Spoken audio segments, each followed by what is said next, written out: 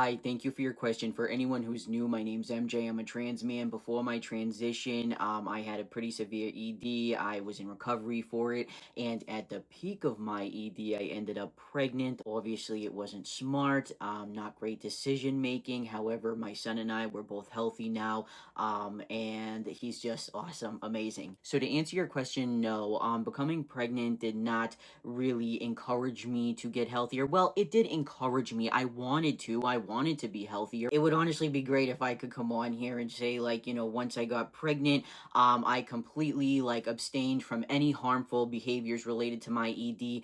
But that just isn't true, and I'd be lying. I think a lot of mothers are afraid to talk about situations like this and be honest about actions throughout their pregnancy because historically, America does prioritize the unborn first and the mother is kind of a second thought. Like when you see addicts on the street that are pregnant being interviewed, to raise awareness, obviously the first thought is like, oh my god, but what about the baby? Oh my god. But that mother is a human too, and truthfully, it would be very rare to meet a mother who doesn't want to get well for their child. So I won't name like specific behaviors because I know that can kind of be harmful. But throughout the first 6 or 7 months of my pregnancy, in my eyes, I was doing very well. I wasn't engaging in like acutely dangerous behaviors, but I still was not that healthy. But 6 or 7 months into my pregnancy, I had a relapse. I started engaging in very, harmful behaviors again. This seems silly now looking back at it, but it was triggered because like my ex, like I caught him looking at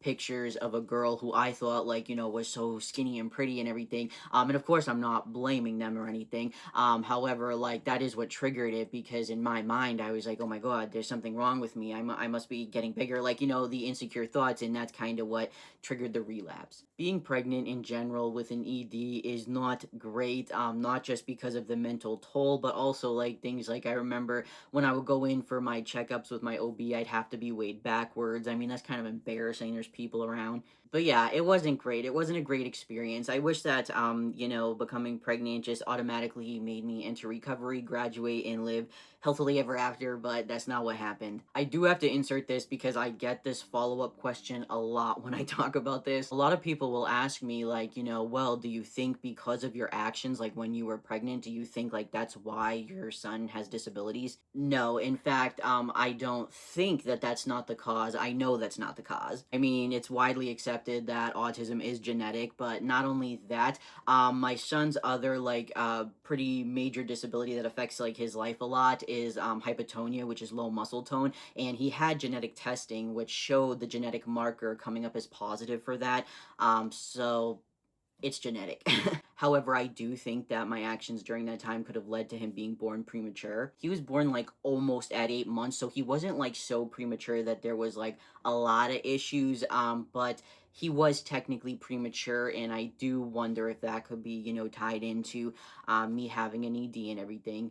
I actually did not completely graduate my recovery program until my son was probably like 3 maybe. I mean, I was healthier during those years, you know what I mean? But I still had such a hard time graduating recovery. But finally I did. And what speaks volumes is when I finally graduated the recovery program that I was trying to graduate for years was literally like the exact month I started my medical transition. In fact, it was the first document with my new name on it. I think that speaks wonders in how transitioning saves lives.